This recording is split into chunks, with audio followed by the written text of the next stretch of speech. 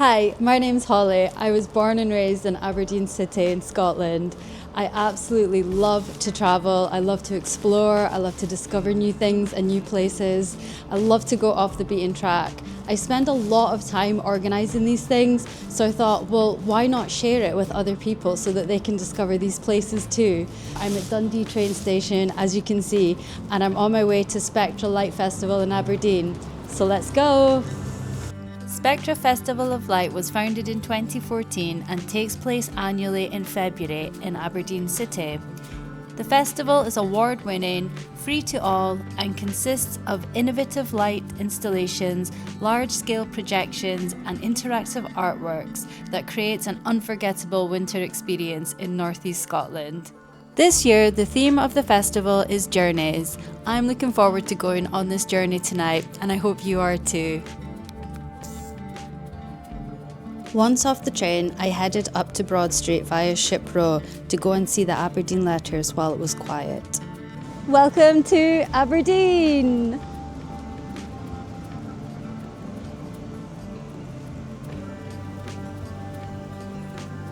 As you can tell, I have arrived in Aberdeen and it's not quite dark yet, which means the festival hasn't started. So I am going to go to one of the many pubs, local restaurants and cafes that have put on some promotional items or special Spectra goodies. You couldn't make it up. Cool. I walked from Broad Street through Marshall Square up School Hill towards Union Terrace to get some food at On the Terrace. On the Terrace is one of the many bars and restaurants that has some special deals on for Spectra. So we can go there and hopefully get some takeaway Stovies, which I absolutely love. I just collected my Stovies and I'm so excited. So Stovies are a Scottish dish made with potatoes and fat and onions. Sometimes I can see some carrots in here as well. And then beef usually.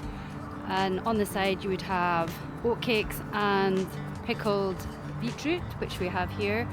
And I am so excited to eat this because I am really hungry after those train rides. So let's have a look and see. So here is some Stovies and some pickled beetroot. Lovely. I must say, these Stovies are quite heavy on the beef. But I am not complaining, they are so good. I haven't had Stovies since I was a kid, so this is a treat. Recommend. Absolutely annihilated those Stovies. I really needed that. Let's go get some dessert. After eating those delicious Stovies, I walked back the way I came towards Belmont Street to Dough & Co, where they make handmade donuts. We are gonna get our next tasty treat from Dough & Co. This is quite new. It definitely wasn't here when I used to live in Aberdeen about 6 months ago. So let's go see. I have my Spectra donut here. Very sweet, but worth it. From Dough & Co, I walked up the street to Aberdeen Art Gallery to see the installation by Council Baby, Fit Do You Know About the Bon Accord. I joined the queue about 5:10, so was 20 minutes early for the opening at 5:30. There was already people in the queue before me, and by the time the gallery opened at 5:30, the queue behind me was quite long, and it was starting to get dark finally. Fit Do You Know About the Bon Accord is a large-scale suspended video installation inspired by the aesthetics of stained glass and created through algorithmic animation by Scottish artist Council Baby. It features 4 distinct designs, each representing a different chapter of Aberdeen's rich history: the Picts, the Romans, the rise of Christianity, and modern Aberdeen. These eras flow seamlessly into one another through dynamic animations, offering a visual narrative that traces the city's evolution over time. This work explores historical symbols, celebrating local heritage, craftsmanship and industry by projecting images of a new Aberdeen onto paper, paying homage to one of the city's oldest trades. The title, written in Doric dialect, asks viewers to reflect beyond Aberdeen's reputation for oil and granite. What do you really know about the Bon Accord? When I was looking at this installation in the art gallery, I was mesmerised by the changing figures and shapes. I was drawn to it as I'm really a fan of stained glass and actively seek it out when I'm in churches. The colours were vibrant and the way the different figures morphed into one another was almost flawless. Almost like being put into a trance. I must admit, I did spend quite a lot of time watching this installation. It was really different from anything I've seen recently, one of my favourite pieces from Spectra 2025. My next stop was just in the other room. Urban hijacking. I caught a flying fish, mini elephant, solitary cloud. These are just some of the images captured. As night falls, you will discover the curiosities exhibited in a cage erected in the streets so as to enchant passers-by. This immersive visual experience also makes us aware of the blurred lines between reality and fiction. The cloud may be imprisoned, but our imagination is set free. This immersive art installation is by French artist Stéphane Masson. The piece features a large cage erected in a public space, within which unexpected and whimsical projections such as flying fish, miniature elephants, or solitary clouds appear as the night falls. These projections are achieved by casting 2D images onto delicate tulle fabric inside the cage, creating the illusion of three-dimensional ghostly figures. This playful juxtaposition challenges viewers' perceptions, blurring the line between reality and fiction and infusing everyday urban environments with a sense of magic and absurdity. Masson's work draws inspiration from street arts and aims to disrupt the mundane with moments of wonder and irony. Again, this is another one of my favourite pieces in Spectra 2025. It evokes this sense of curiosity and whimsy. The unexpected appearance of surreal creatures or objects in an ordinary urban space feels almost like stepping into a dream or fantasy world. There is a childlike wonder to it, like rediscovering the object through fresh eyes, where even the mundane things become more magical.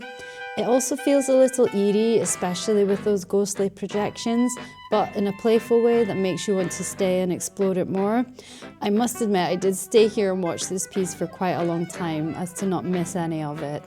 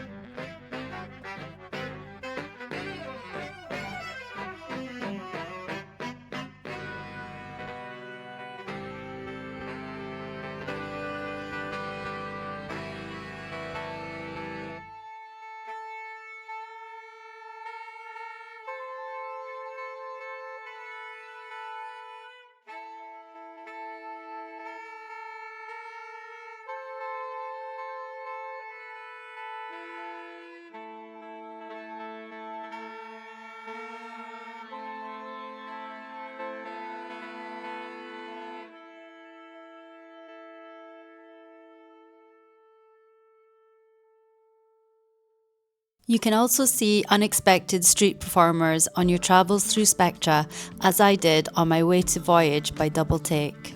Voyage is a captivating projection mapping artwork that transforms the historic clock tower of the St Nicholas Kirk, bringing the city's rich maritime heritage to life. Through vibrant visuals, the projection showcases nautical maps, lighthouses, and underwater scenes, immersing viewers in Aberdeen's seafaring past.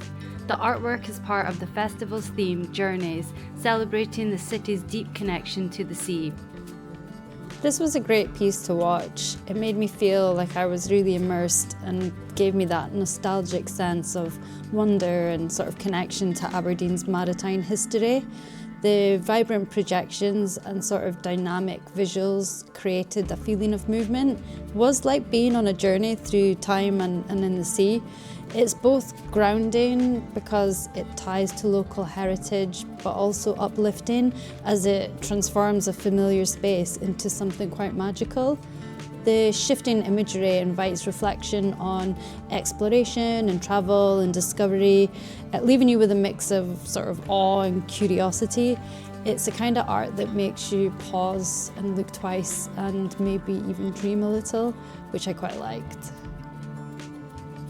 I continued up Skill Hill to Broad Street to experience Futures by Lucid Creates. Futures is an experimental audio-visual installation designed to distort reality, creating shifts in time and space, exploring the contrast between light and dark and its effect on human perception of space. It's a multi-sensory, multi-dimensional journey utilising the mediums of sound, light, dark, shadows and illusion, resulting in an evocative sonic and visual experience. Strobes of light shift and pulse along the 50-metre walkway, producing a display of patterns that play with your spatial awareness and perception of depth. Once you enter the walkway, you find yourself in a wholly new environment, a place where things are not as they seem. You begin to question the physical space around you, with your senses of awareness heightened as you begin to process an environment that you cannot predict. I was a fan of this piece. I enjoyed the mix of the mirrors and the lights and the distortions of the reflections that you could see when you were walking through it. It felt like you were stepping into another dimension. The mirrored walkway and the synchronized lighting created a surreal sort of dreamlike atmosphere where your reality is constantly shifting. It evokes a sense of curiosity as you wonder and you lose yourself in the play of the lights and reflections. At the same time, there's also something futuristic about it, like walking into a portal into the unknown. Just after experiencing Futures, you walk into the next one. Reunion is a light art installation by Kumquat Lab that symbolises connectedness and the act of gathering people together. The artwork features a series of illuminated arches curving towards each other, creating an inviting space for visitors to explore and interact with. Who can forget the iconic Aberdeen Letters? They were relocated from Union Terrace Gardens to Broad Street for Spectra 2025. They were made in partnership with Aberdeen Inspired, and they just look absolutely stunning with the backdrop of Marshall College.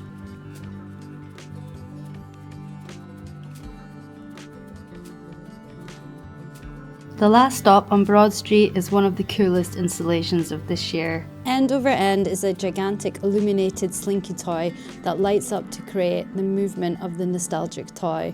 The artwork playfully transforms its environment into a virtual playground.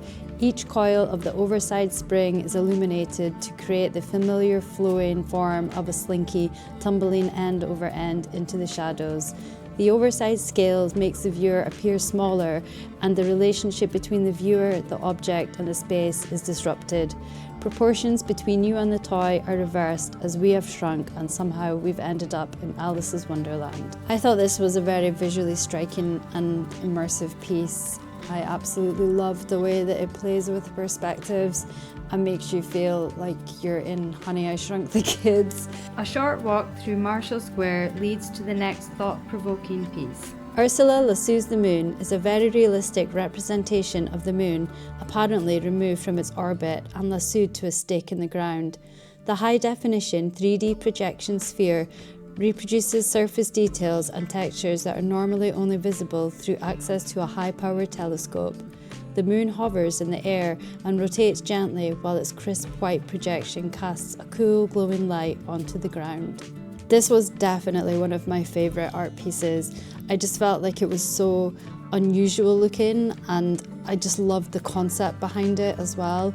I think it has a great narrative and it was just visually striking. I made my way to the roof garden to watch a fire show. I was a bit late, so the view was not the best.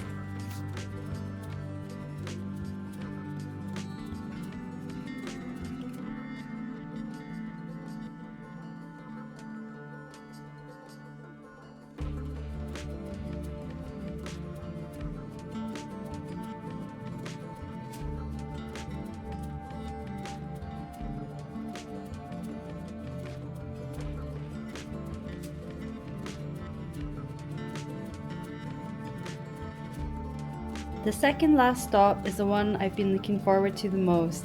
I made my way to St Nicholas Kirk, or the graveyard as we call it. Mycelium network is an example of the hidden underground connection between mushrooms, plants and trees. Beneath the ground across the planet, there are millions of fine roots called hyphae, which play an important part in nature. Mycelium plays an important role in protecting the environment and providing for humanity. Apart from providing us with food, medicine, mycelium can save and regenerate trees and plants after forest fires, and they can even break down toxins in polluted soils and turn them into harmless byproducts. After developing a passion for mushrooms and mycelium, the artist knew that he had to create a light display which would represent the amazing phenomenon and raise awareness of this incredible species. Stevie's mission is to show the world the wonders and awe-inspiring displays that can be achieved with some creativity, imagination and passion using fibre optic and LED technology. It feels like you're tapping into something subterranean, like you're connected to a vast hidden web beneath the surface of the earth. This piece has a sense of interconnectedness, as if all of its elements, whether sound, visuals or textures, are intricately linked together in this complex system. I was really drawn to this piece as I feel like I am quite connected to nature, and I am especially fond of mushrooms. I think they are so underrated considering the amazing things that they do and provide. In this piece, I think Stevie does an excellent job of showing the amazing connection that trees and myceliums actually have.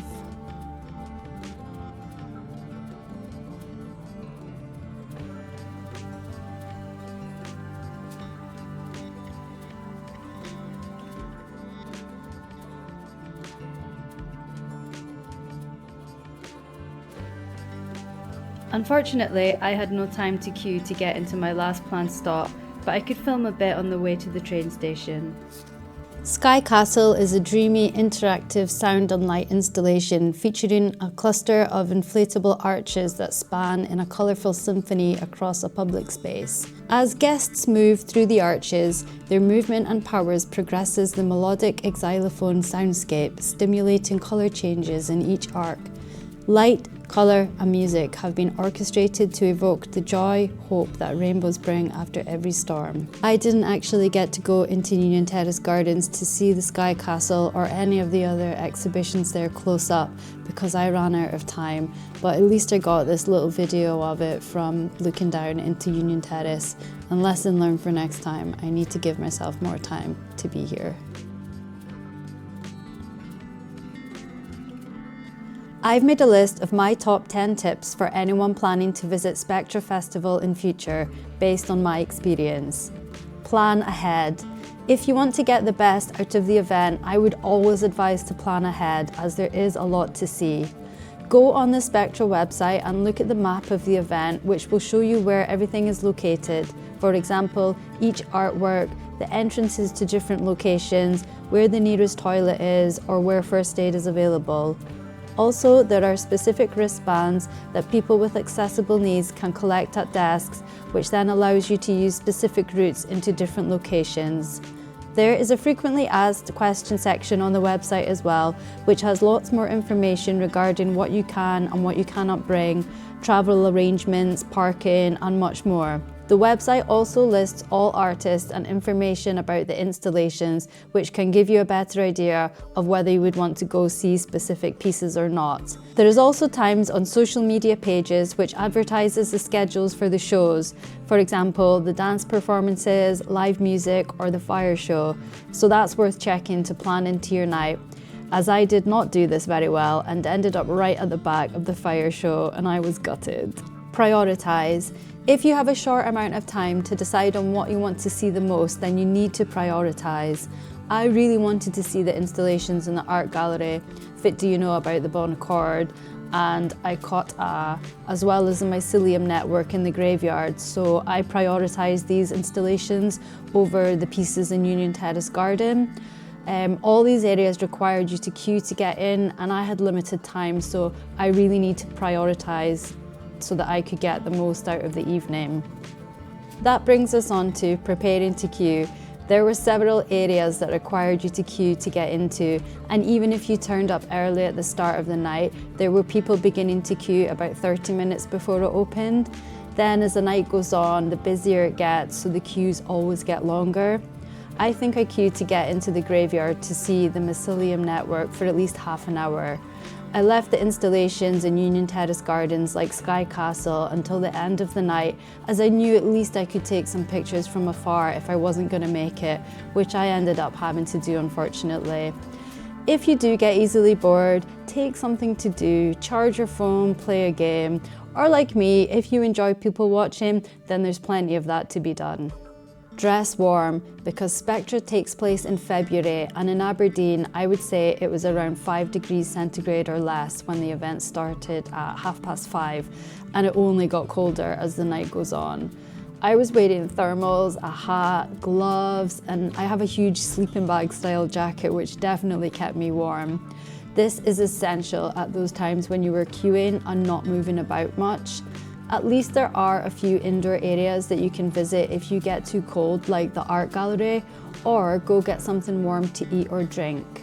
Which leads us on to our next tip: keep hydrated and fed. Stop off for food and drink at supporting venues which are listed on the Spectra website. Some have really good deals on takeaway hot food and drink. For example, I saw one place with Spectra hot chocolate that looked amazing.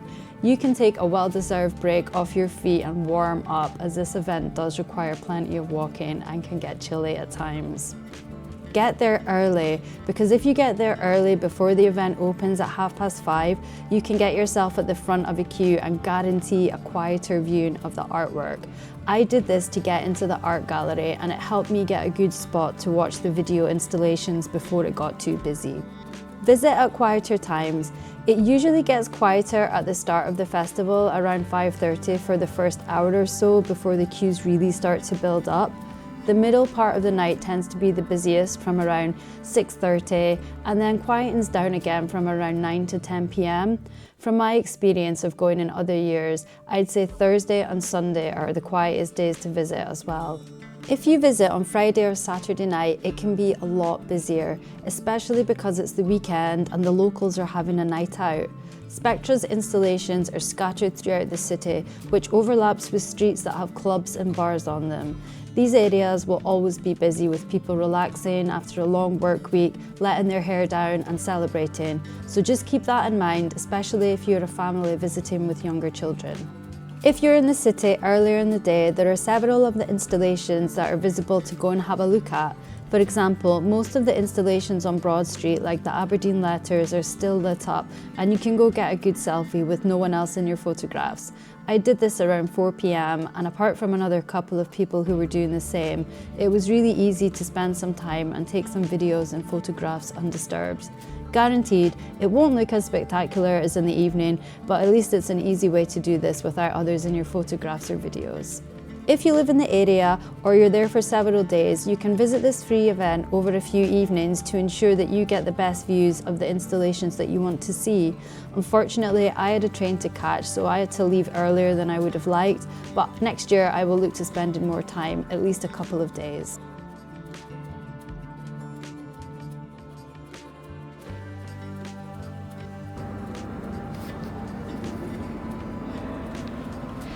I definitely need to take some breathing space after Spectra this evening. Don't get me wrong, it was so much fun. I did so much walking and I'm getting absolutely knackered.